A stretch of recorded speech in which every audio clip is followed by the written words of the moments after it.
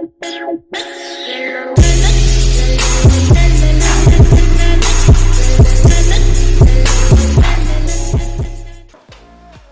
back, guys. We're gonna finish up putting the transmission in today.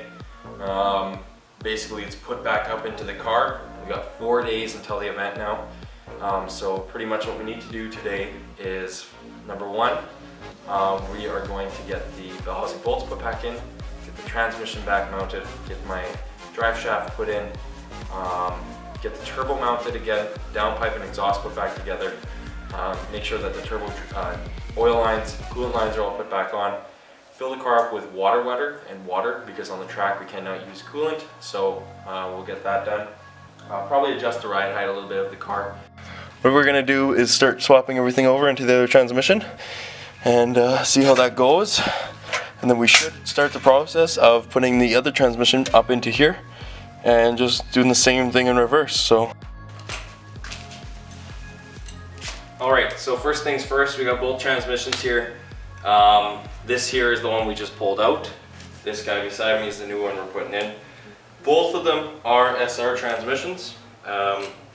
So I won't have to swap the bell housing out if it were to be a K24 transmission. I just realized that it does have the shifter in both of them. So I won't have to actually switch it out. All I gotta do is put this guy in the other one. See, now it's shifting. So that's literally all I have to do. So now next part, by looking at some of the sensors here, I am gonna have to swap that sensor with this sensor here. Fairly easy. They just twist out and they twist into the next one. The sensor at the bottom port there, I don't have to switch out. It's good on this one. And it looks like this guy has the speed sensor on it, so we're good on that. Only sensor we'll have to switch is this middle one. Don't quote me on it. I don't actually know what that one is. Then this guy here will go up to the top for a breather, and then so we'll swap it to the back, and we'll just pull off both of the transmission mounts. Just two 12mm or 14mm, I think, and they'll just come right down. So let's get to it.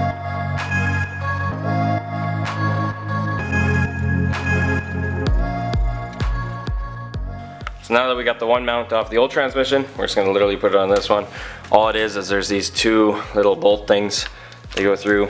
The one that goes there. The other one goes, I don't know if we can see this very well. The other one goes here. And then this literally just bolts onto it. And these nuts go through it. So that's it for that. Once I got that back on, I'm just gonna flip the transmissions basically parallel, I think. And we'll put them basically on their side, and I'm going to check the throw bearing on the one that we had in there and probably swap it out with the one that we have on the new transmission, because I think the one in this one's probably newer and I don't have a new one, so I'm just going to reuse it. Okay, so as far as the sensors goes, I am going to swap this one out and the one that's higher up. So I just found a 19mm socket. I'm going to put it on there. Fit perfectly, so it should just kind of spin out. Look at that. That's how easy it was. So that's the sensor there. This one had some broken tabs on it. The other one does not. I'll pull the other one off quick. I'll just swap them. So here's the other one. It has two proper tabs on it, so you can wrap some wire on there. And it is a little bit dirtier. It's been on the road, and then literally just twist the new one in, just like that. All right, so we're gonna try and remove these top two sensors. This one here, so they are all 19s. Now you can't fit a socket on it because it's got a wiring harness. The 19mm wrench goes on it, but it feels like it's got some slippage to it. I don't really want to strip it.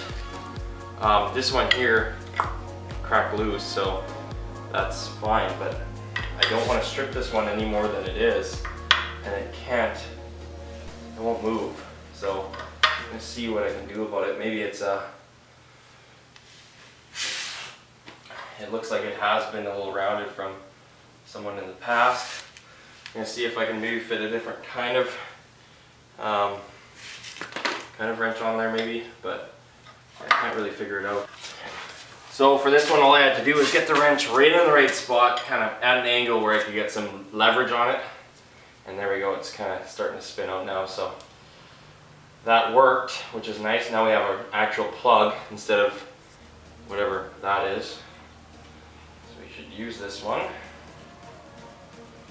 Put this one in where this one is currently. This one is a rat's nest. Looks like it's been chewed up by a couple dogs.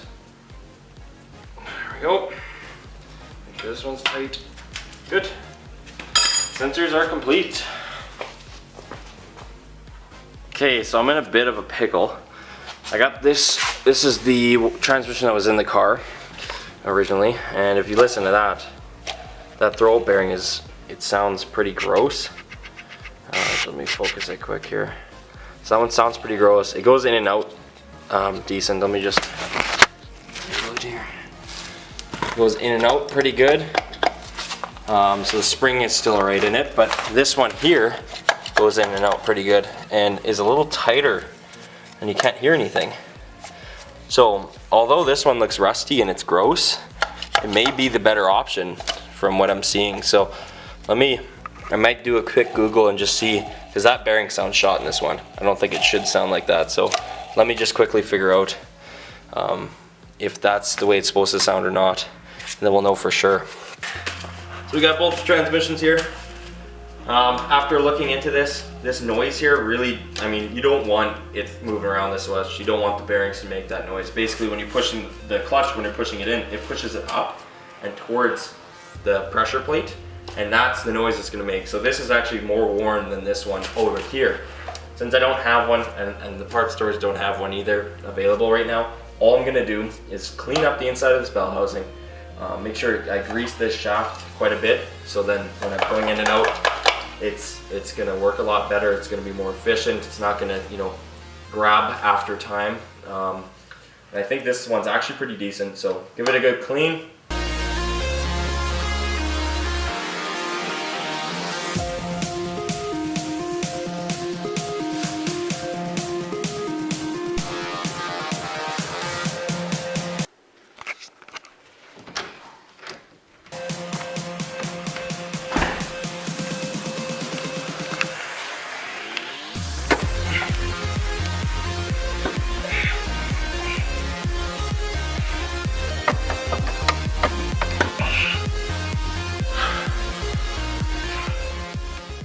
Okay, so the transmission's on and it's still got about 1/4 of an inch to go into the to be seated in.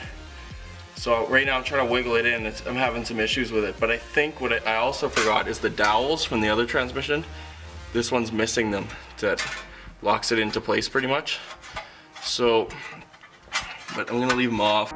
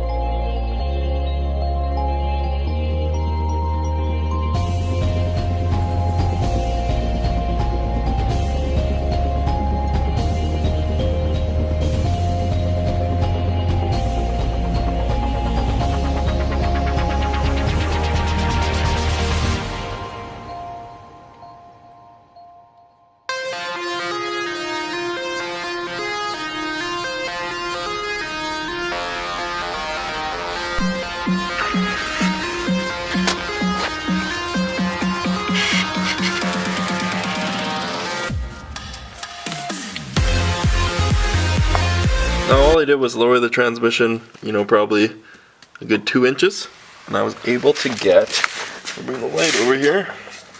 There we are. So that top bolt right at the top, you usually can't even touch that with your hand. And if I can just get the light to stand up properly. There you go. You usually can't even touch this with your hand, and I can actually just reach up in there and twist it by hand. So you can do that on this side and on the other side. What makes this really easy. For some reason it doesn't want to catch. There we are. So now it's starting to spin in. You can almost spin it all the way in by hand, and you can do the same thing on this side here. You can actually reach, if I put my hand up on this side, you can reach all the way to the top. So makes it pretty easy. You can just get in with a wrench and pull it down. So all the bell housing bolts are put in. They're all tightened down. We're gonna start by, we're gonna jack the transmission back up and make sure it aligns the transmission holes on both sides. So all of them are lined up pretty good.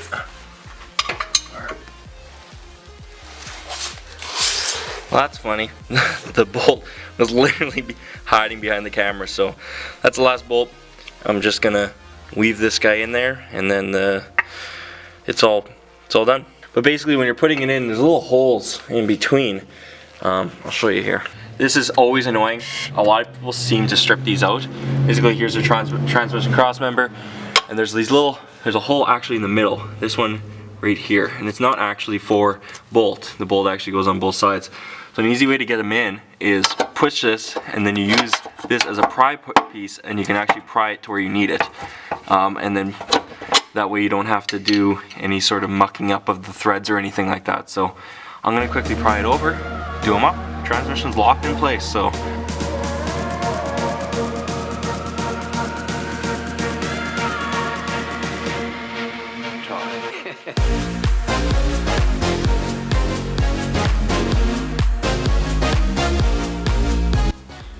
Alright, so good news. All the wiring for the transmission's done. Rewired this guy here. The other one's just literally plug in, so that was easy. Drive shaft is on, which is nice. Let's see if we can zoom into it. I'll just manually do it. There we go. Drive shaft's fully on. So, if you can see in here, this will be a lot easier. I gotta put the exhaust manifold on, which bolts to the turbo, which bolts to the J-pipe, which bolts to the downpipe.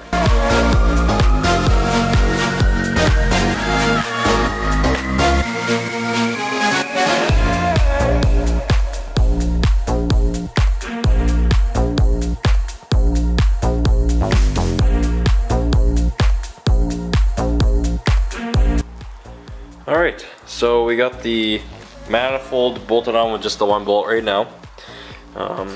Actually, light. And I got the coolant line on, the oil line, feed line on. I'm just waiting on the other coolant. I think that's a coolant in, the other one's a coolant out.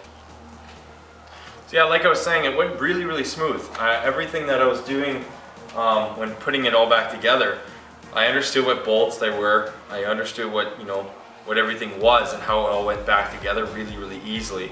It is actually, like at the beginning of the first video, I said it was kind of different than the S13, which I've worked on lots. But the S14 motor, I hadn't. And now that I'm kind of looking at it, it is a super similar design. It has variable valve timing on this one, whereas the other one does not. But when I'm putting everything back together, it's like bam, bam, bam, bam. I've done it all in maybe 2 hours. But taking it all out, I had this issue and this issue, and getting the transmission in and out was a real pain. But I mean, I learned a lot. I learned that maybe I shouldn't pull a transmission out on my own anymore, or try to put it back in, because that's not fun. Actually, my back's feeling a lot better now, which is nice. A really cool day out today. It was plus 27 yesterday, probably down to, in Celsius, probably down to 14 today, so it's not bad at all. So what's left? Finish bolting up the manifold, like I said. Get the J-pipe bolted to the back of the turbo outlet, or just the back of the turbo, I don't really know what it's called, and then down to the rest of the exhaust. Then get my fiance out here. She said give her 5 minutes after I get it all bolted in, and she can come and help me bleed the clutch, and then we're good to go. We'll give it a quick lap around the block, and then we have 4-day wait, and it's the drift event, so I'm super excited.